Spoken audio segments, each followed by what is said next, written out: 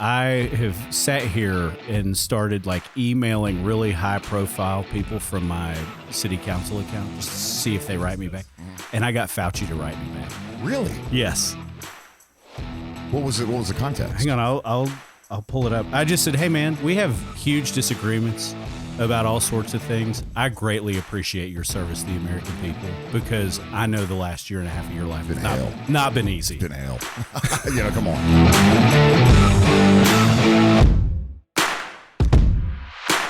Welcome into the Ben Burnett Show. My name is Ben Burnett. I want to thank my sponsor, Chiringa, for jumping on with us.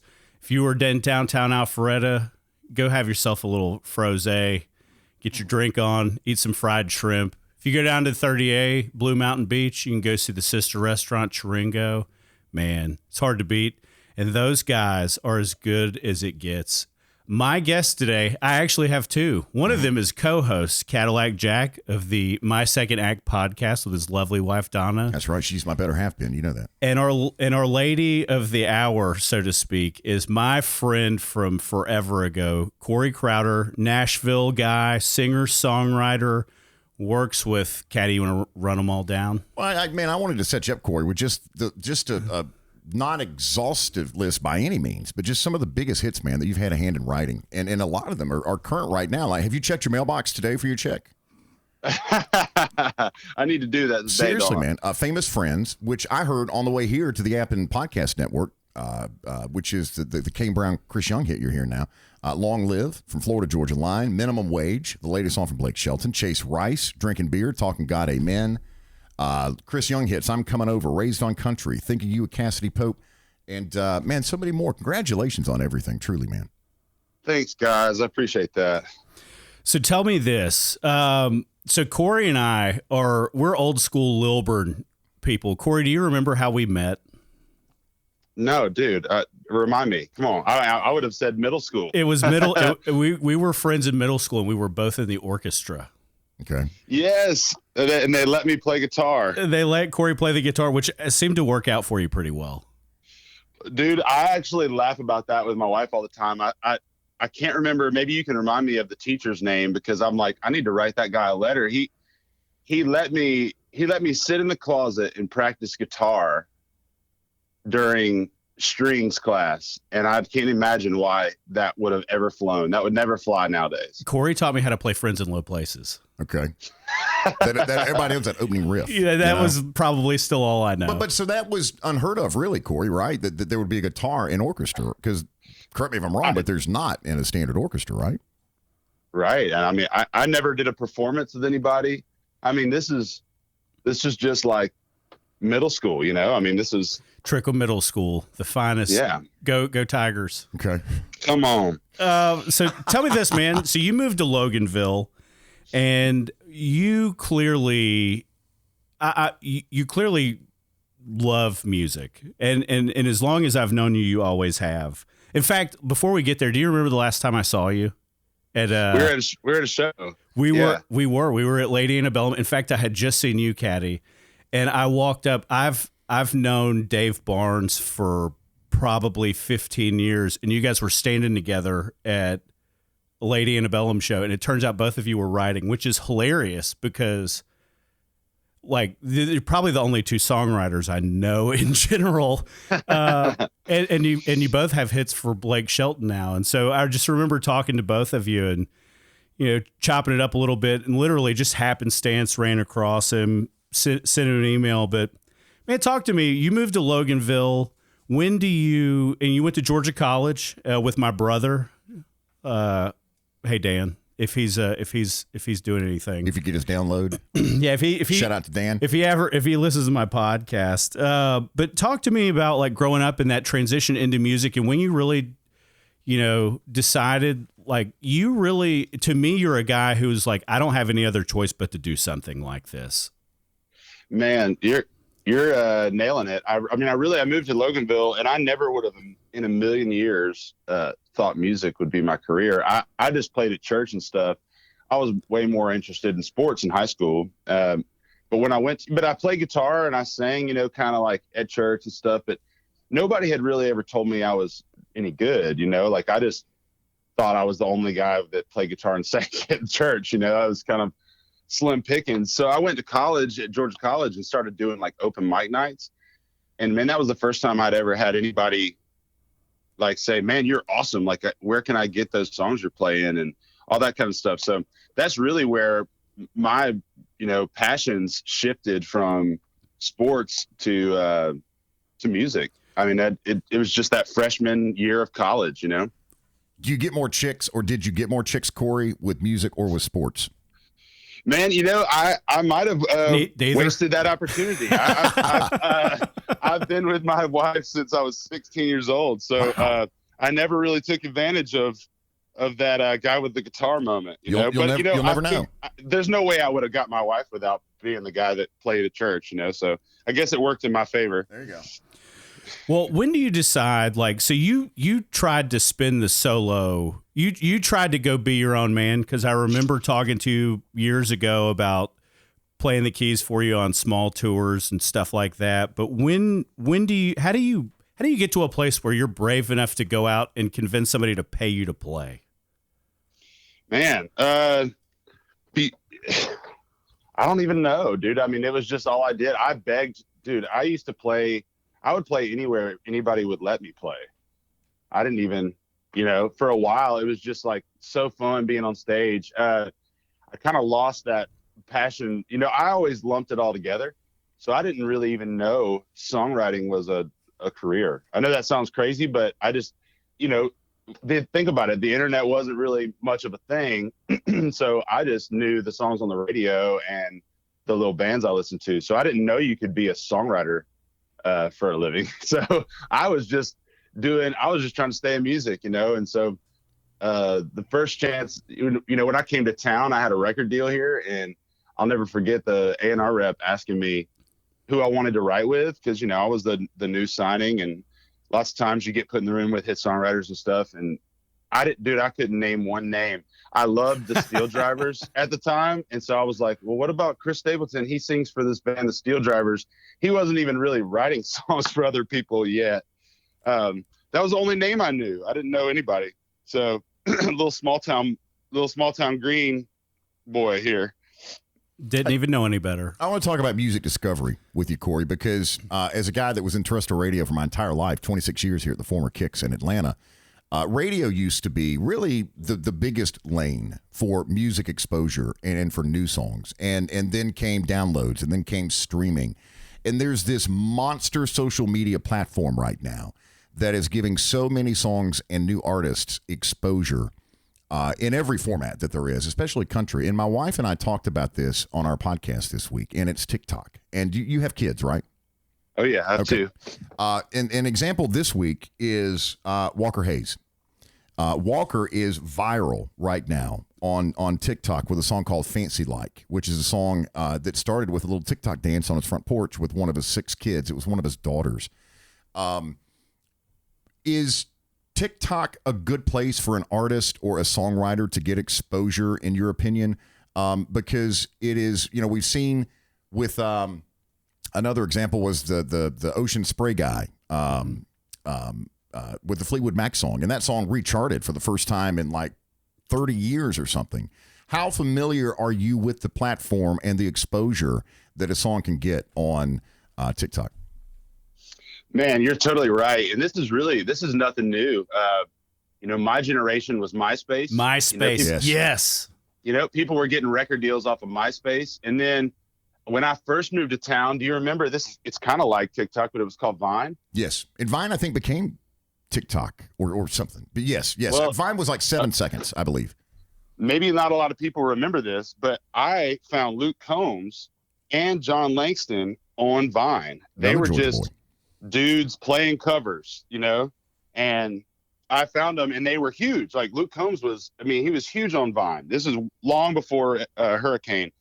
And so it's not really a new thing here. It's been since I moved to town, there's been just different platforms every time, you know, but you're right. TikTok, I mean, people are getting deals right now, and I get hit up for writing sessions going, hey, this person has, you know, whatever, millions of shares on this video. They're blowing up. They just got a deal with Universal. They're putting out, they're writing for a single, and I do it because you're like, I mean, You never know. You don't. the people love them because people obviously loving this person. They got a story. I think it's really cool.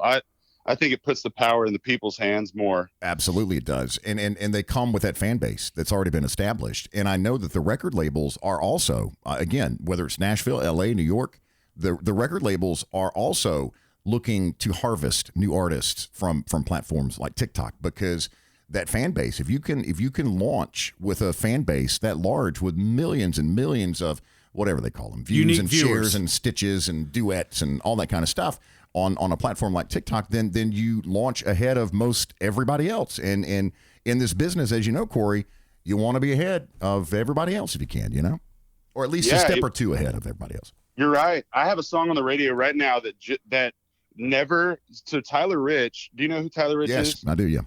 So Tyler Rich turned in a record, and then I wrote a song with him pretty much right after his record was done, which is never the time you want to write with an artist.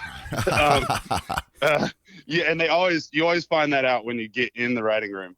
But we wrote this killer song, and Tyler's a buddy, and Tyler just decided, man, what the hell? I'm going to put this thing on TikTok and see what happens. So he puts it up on TikTok, playing the song for his wife. His wife is an actress. So all of a sudden, this song blows up, and the label calls, and they're like, hey, we're cutting this song, and we're going to radio. And they added it to the record. So here recently, I have a lot of love for TikTok.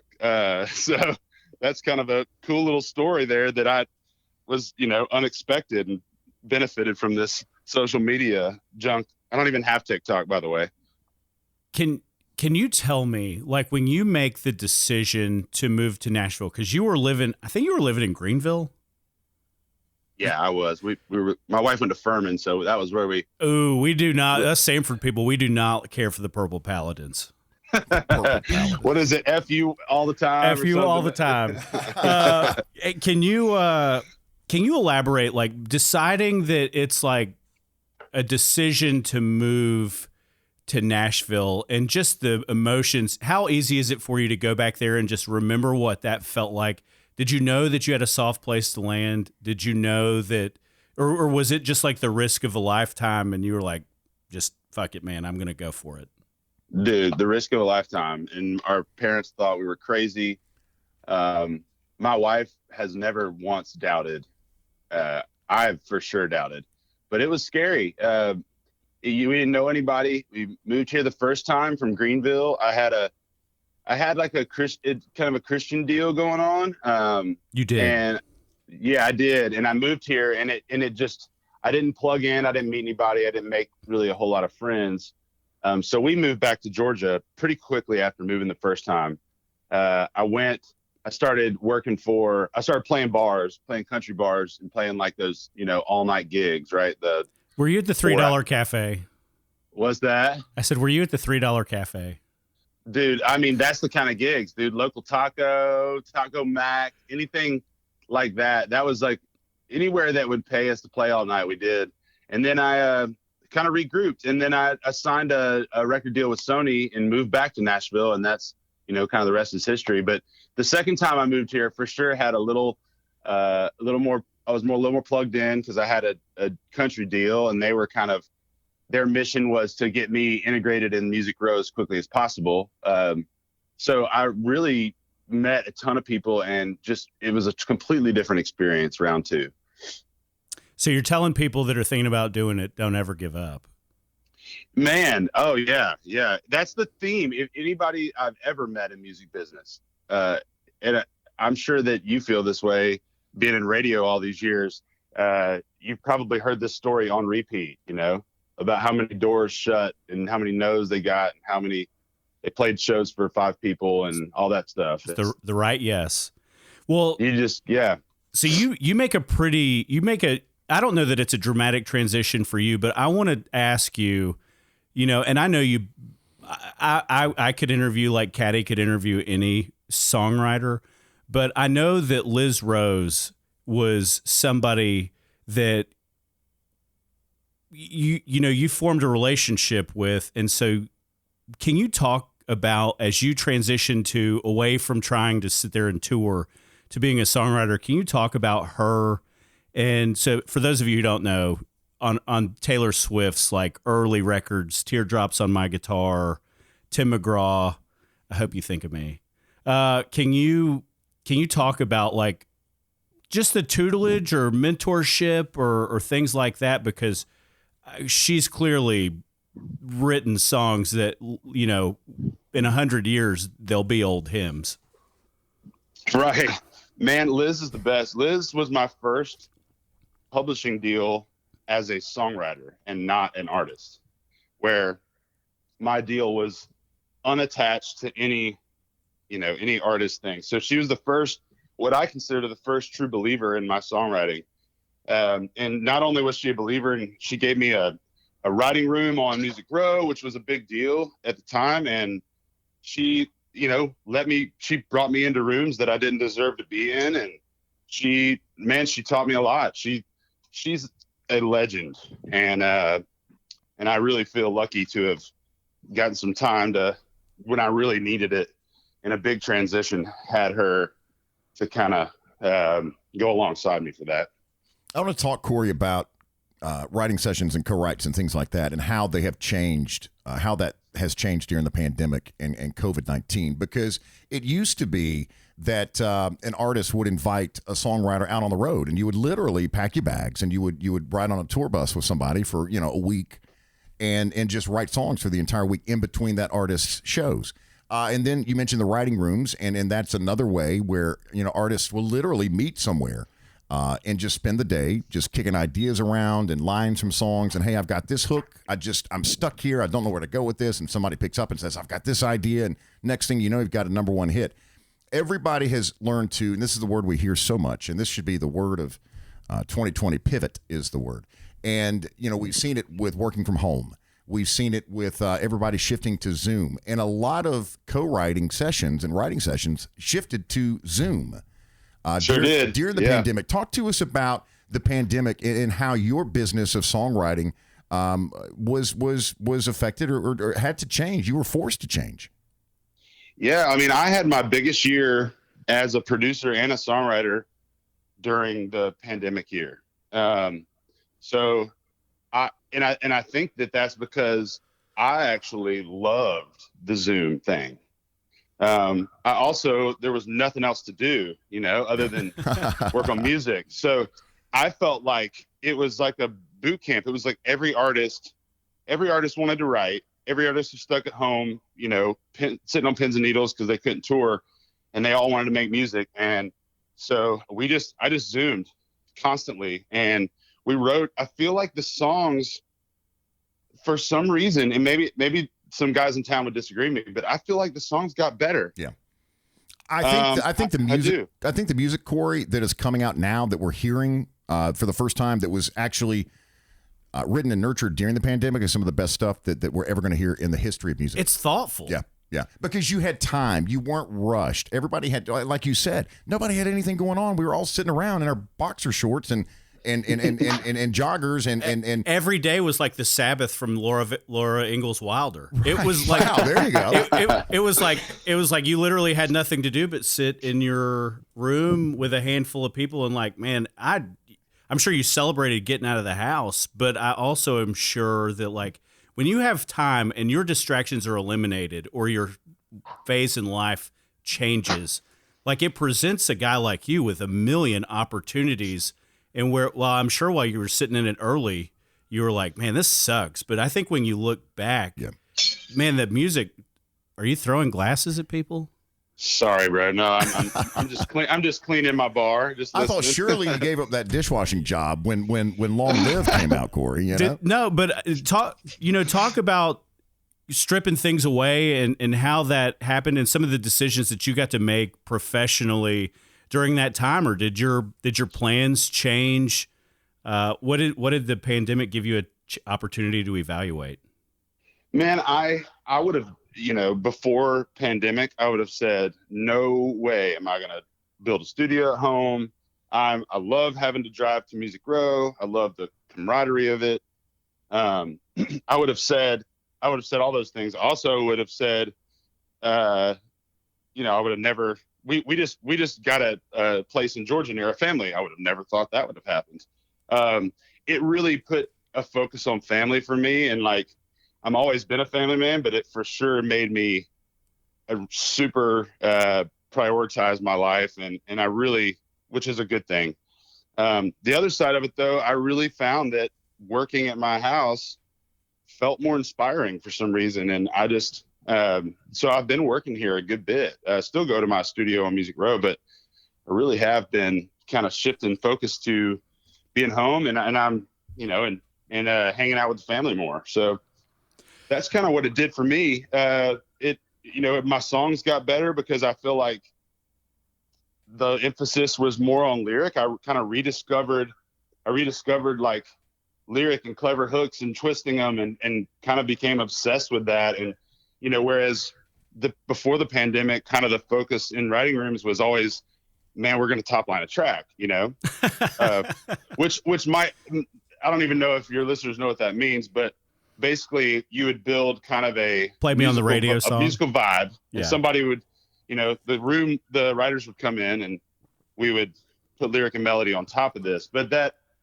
what that did is because it feels so good, you just kind of forget to, spend that extra little time on that lyric. And I've enjoyed being that so much because that's where I started, was just me and a guitar. So I've really enjoyed kind of going back to starting my songs from a guitar, and it's made me fall in love with writing kind of all over again. Can you talk to me about Chris Young? Yeah. And what he means to you? Because I could sit here and detail it, but I kind of want you to tell the story about how that came about and what you guys mean to each other's career. Because, he's not like, he's not as bubblegum pop as FGL, but not that he's not poppy, but he's a little more, he's got his own niche, and he's not the type of artist that you work with, I would say, all the time. But I also think that you guys are so closely tied to one another. I don't know that you're successful without each other. Man, I totally believe that. We're, our paths were meant to cross. I needed a big break. I hate even using that word, but I did. I was just kind of right there on the verge, and I needed to get to that next tier. And Chris was the biggest artist that I was working with, and we were writing songs, and I was drinking at a bar on Demonbreun one night with him, and I'll never forget it as long as I live. He said, man, am I crazy? But I want my records to sound like your demos sound. And I'll never forget that, because I thought that was so wild. And he, about 2 weeks later, asked me, hey, we're going to make this new record together. And that was game changing, because we had multiple hits off of that record and a bunch of multiple award nominations and all these kind of things that I had never had before. And it really changed. I think it changed Nashville's perception of me from this guy who had a record deal that lost it and was trying to rebrand himself to a songwriter and producer. And it really, a lot of people here don't even remember that I ever even had a record deal anymore. And Chris Young is definitely a huge part of, changing that perception for me. And man, we're still making music together, and we're still. Oh, sure. It's on the radio right now. What's that? I said, sure. It's on the radio right now. Yeah, that's right. I have a question about that song, by the way, Famous Friends. Hit me. And it's Chris Young and Kane Brown. Is there really a Brandon, a Johnny, a Jason, a Randy, and Megan? Yes. For real, though, Corey, tell me the truth. Because are they from Rutherford County? In Hamilton County. These are the people in the song, and it's such a great song, man. It truly is. But these are the people that Chris and Kane sing about that are just regular, or would I be correct saying just regular, ordinary people in their lives? My buddy Caddy is a deadbeat. Yes, right, yeah. But one of them's a sheriff, and one of them was a teacher, preacher. These truly real people, Corey. Well, here's the good part. They're real people to all of us.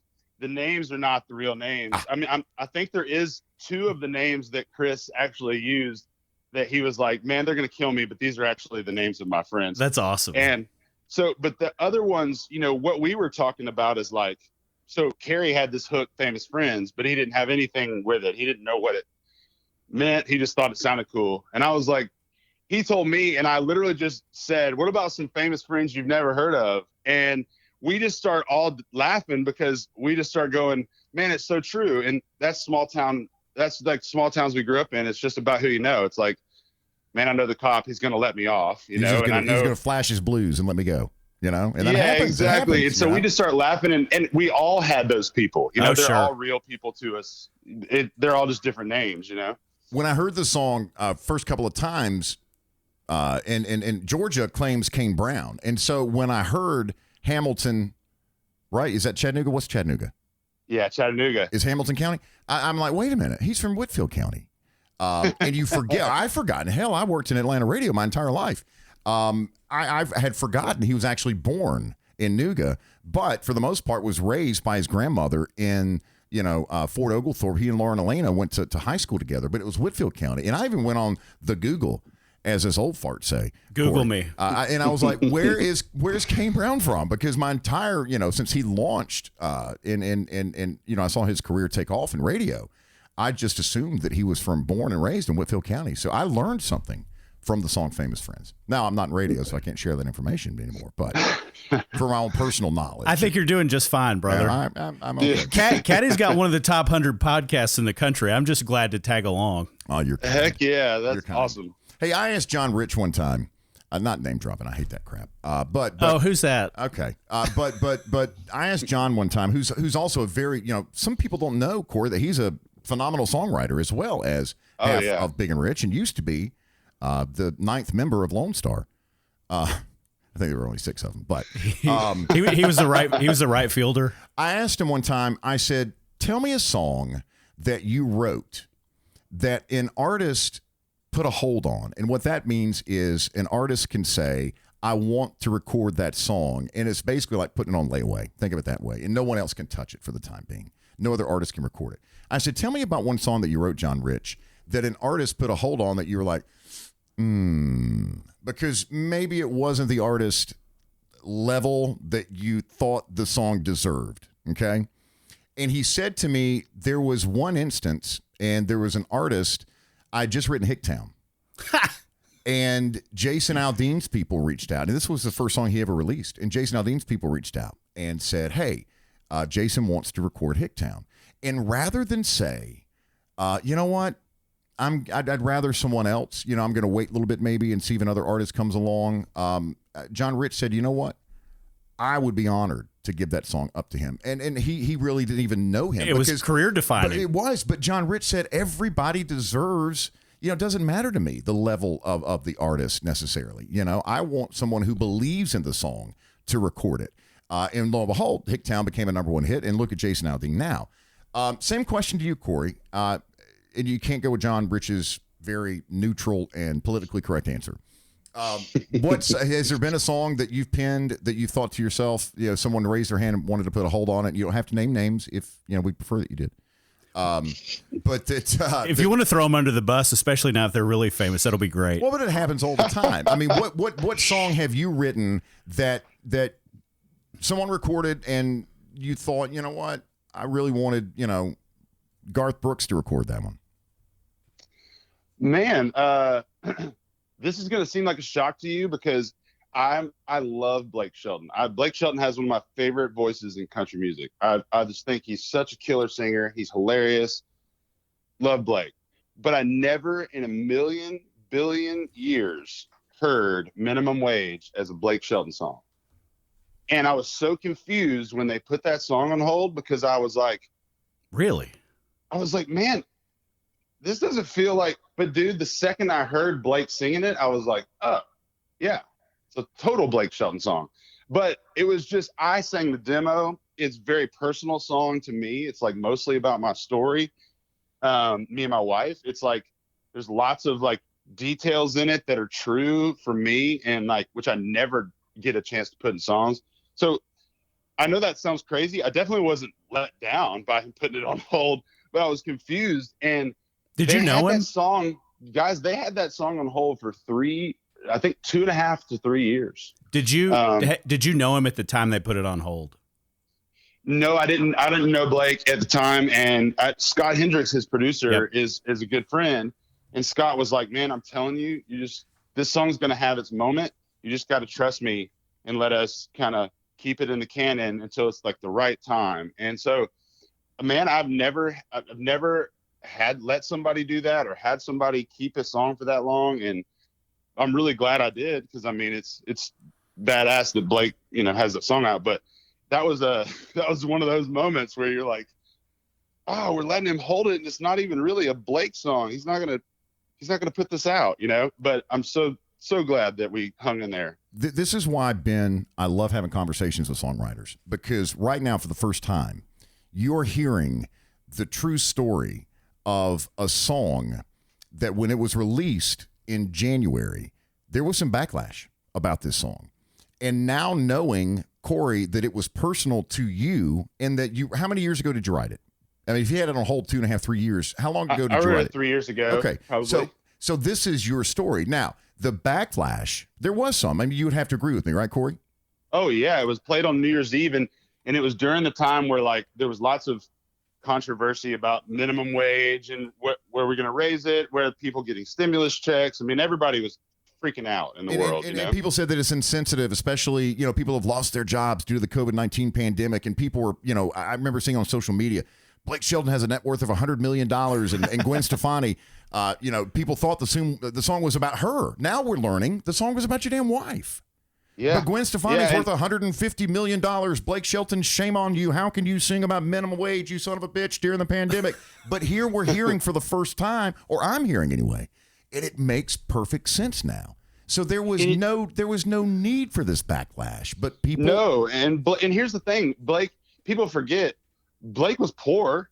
Sure, he played for 5 people in bars. He did all that too, and I think that's why he connected to the song so much, is because he related to the story of having somebody and going, it's not about making a bunch of money. It's just about, love's the important thing. And he related to it and loved that. And I don't even think he realized it was personal to me. Maybe he still doesn't. I don't know. He's about to. This is going to be a huge interview. I love that. Seriously, man, that's a great story. And it's a backstory that you only hear from the person who put pen to paper and actually cobbled the song together, and learning today that it was a very, very personal story about Corey and his wife. And people, again, just assumed that someone had written it 3 months before Blake performed it on New Year's Eve, and that's anything but the case. This had nothing to do with literally the minimum wage in the United States, and had certainly nothing to do with the pandemic and COVID-19. So thanks for sharing that, man. That's a great story.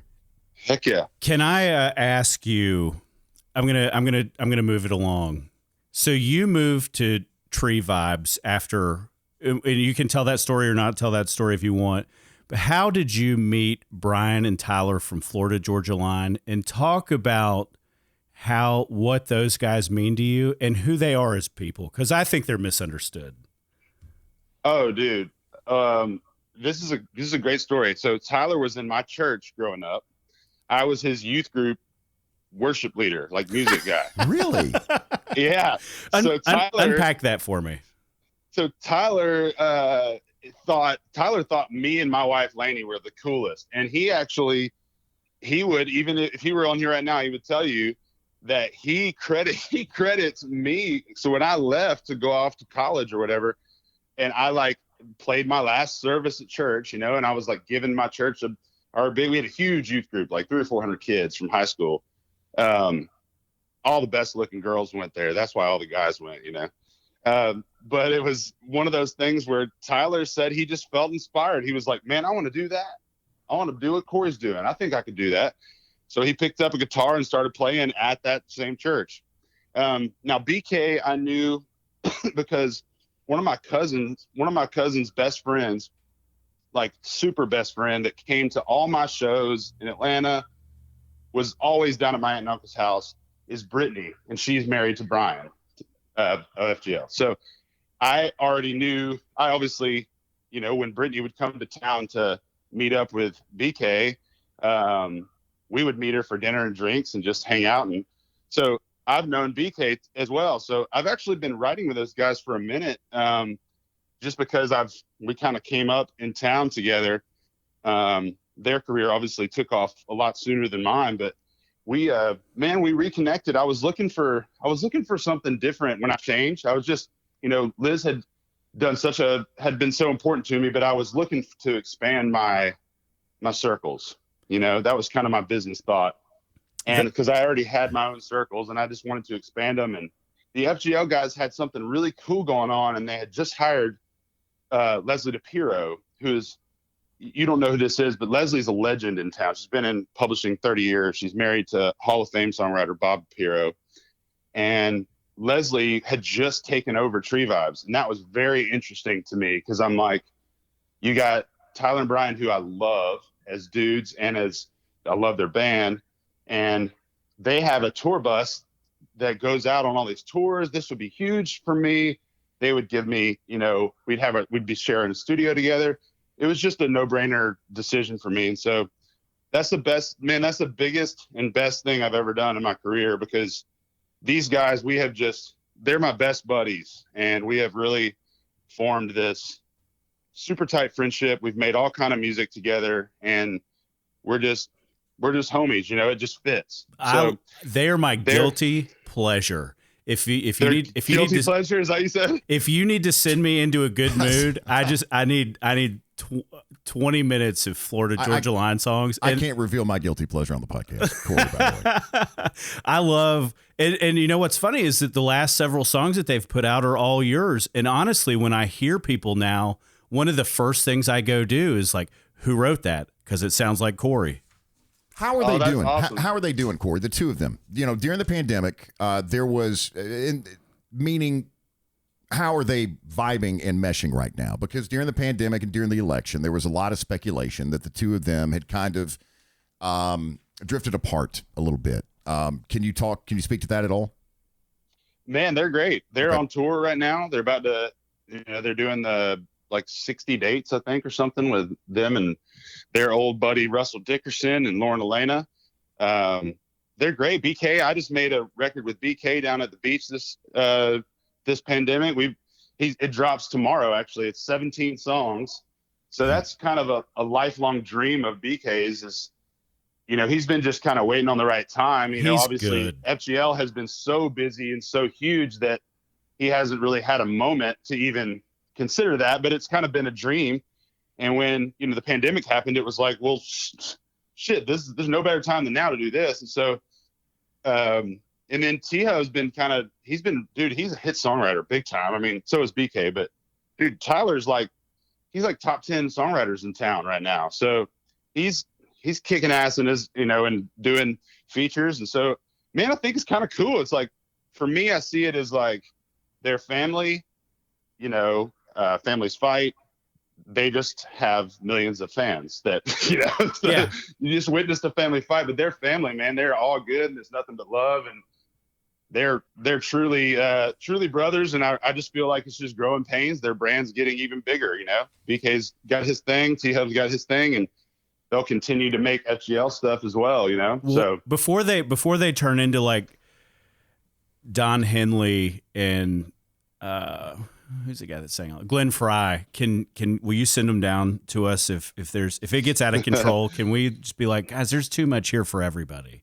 I just thought it was interesting. I thought it was interesting. And you talk about the millions of fans, and there are people that have nothing to do but sit around all day and check who unfollowed who. Tweet. Yeah, and it's like people. I think there are some people that just like to stir the pot. We all know pot stirrers. And I'm not saying that about Tyler or BK at all. I'm talking about people the outside of their circle that don't even really know who they are. But just social media is just like the Wild Wild West. Come on, and you can say anything that you want to say and not be held accountable at all. And I think that could be very dangerous, personally.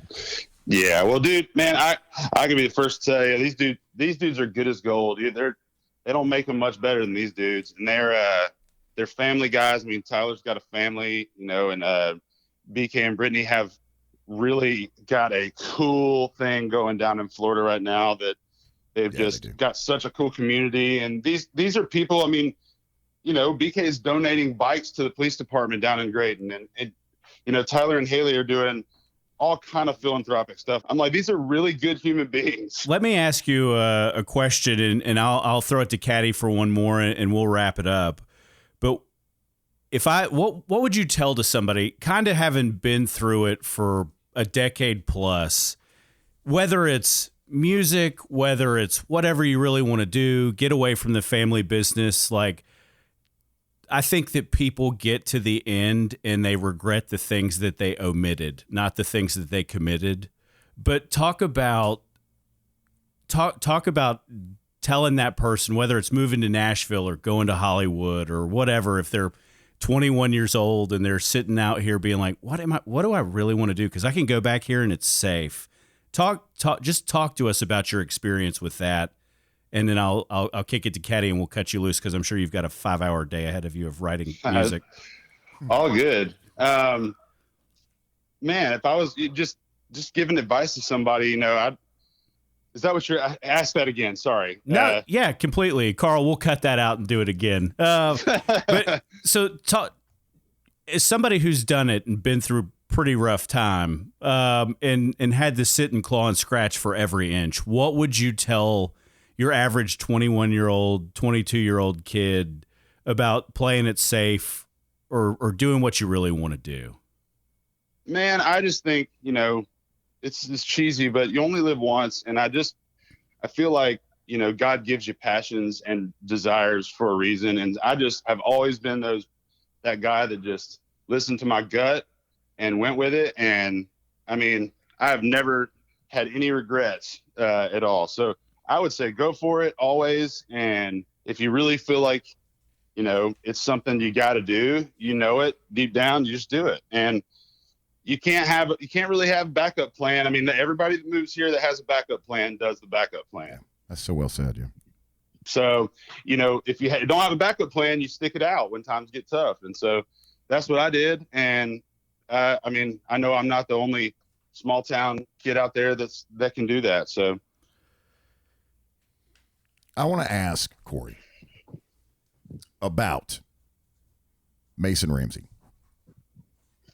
Mason, well, I'm a fan, man. My wife ribs me about this. No, I'm laughing. I just would have, if you'd have given me 10 guesses, I would have never guessed that would be your question. Well, I want to revisit quickly. Just, we were talking about music discovery and TikTok and, where people are exposed to a particular artist. And Mason Ramsey, it's funny that you said 10 artists. I would have never tagged you were going to ask about Mason Ramsey. But, this is a kid who was caught yodeling Lovesick Blues, I think it was, in the Walmart, and went on YouTube. And it suddenly went viral.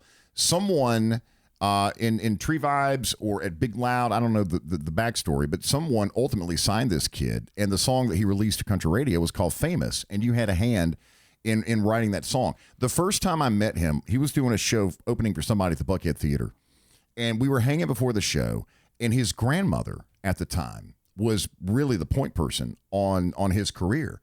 And she was confused. And I say a lovely, lovely woman, but you could tell that she outkicked her coverage. Well, listen, radio and navigating radio and records when you're in the business can be challenging, much less when you have no idea about the politics and about the things involved. Again, had several great conversations with this woman, and she was lovely. The next day, they were flying to Vegas for the ACMs, and I recall, I think, that he performed with FGL on the ACMs. The song that you guys wrote, Famous, was that a song that was specifically written for Mason Ramsey at the time, or was that something that somebody had in their catalog or had been sitting on?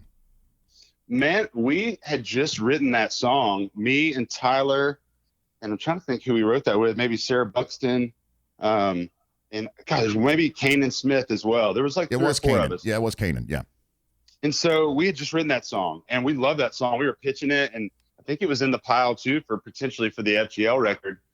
And then they, Mason, the Big Loud camp, found Mason, and they called me. I'll never forget. They called me. I had stayed home from the ACMs because I was sick, and so I stayed in Nashville, and everybody else was out there. And so Seth called me and was like, "Dude, I need you to send an instrumental of this. We're kind of poking around with Mason Ramsey. We want to get his vocal on this just to see how he does in the studio and just kind of, just show him hey, this is kind of what you could have." And man, he just fell in love with this song. And so it became kind of the perfect transition song for him to kind of go from viral YouTuber to kid putting out country music. And he's really, man, he's a cool kid. My kids loved him.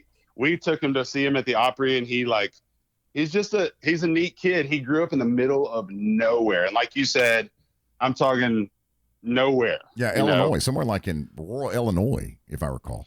Yeah, and he doesn't really have social, or he does now, I guess. But when I first met him, he didn't know anything about like Instagram or anything. He wasn't on there. His parents didn't let him. He was too young. And he didn't know video games. He lived a very isolated, and there's nothing wrong with this. Sheltered life. He loved to talk about sneakers. He loved to talk about, he was a sneakerhead even back then, and he was just a very innocent kid. And I always wondered about that song because I love to watch trends and things that go viral. And I've gotten more knowledge out of this visit in this podcast for me personally than I probably have in the past 10 years of my radio career or career in broadcasting. You're welcome. Music. Thank you, Ben, and thank you, Corey, because most of the questions I brought in today were personal questions that I've always wanted to know the answers to. So I appreciate your honesty, man, and I've learned a lot, man. This has been fun. It truly has been. It's been a pleasure. Heck yeah. So good to talk to you guys. Yeah, man. Well, hey, we will cut you loose, but you need to convince Kenny Chesney to quit postponing the Kenny Chesney FGL tour, because I've had these tickets for at least what seems like 2.5 years. And like at this point, dude, if you're not vaccinated, one, you should do that. But two, like I've always wanted to see FGL. I feel like I know a guy that could introduce me to him and just be like, you guys are my guilty pleasure.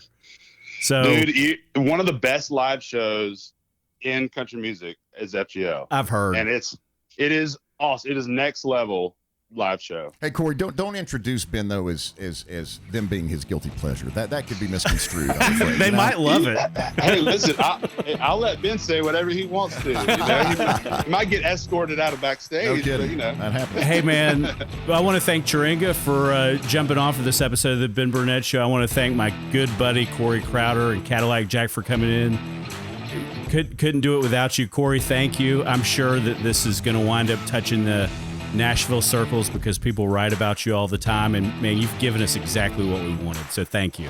God bless you, man. Well, thanks, guys. Have a great day, everybody.